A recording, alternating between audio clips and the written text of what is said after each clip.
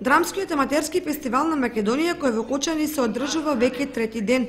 На репертоарот донесе два диаметрално спротивно по жанр, игра и режисерско видување представи.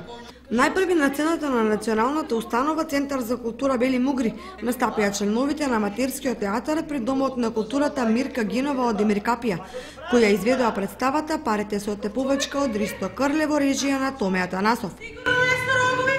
Што се чуди тоа бајцата? Сношти не ви дојде гости на спиење. Ние ви го пратиме. Каков гости, Мори?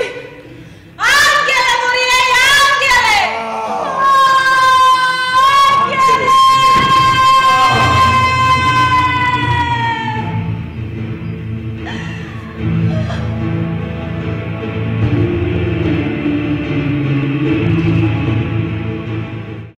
Во ноќниот термин на представи со алтернативен карактер настапија членовите на драмската секција прегимназијата Јосип Броз Тито од Скопје со изведба на представата Класен непријател на текст од Неџел Вилијамс во режија на Румена Димевска, Иван Матик и Димитар Јакемовски. Не кажа ништо. Само ми го залепи најсилниот шамар што некад сум го примил. Ме однесе на вратата и ми рече дека не ќе да ме види повеќе во неговиот живот. Исто како него.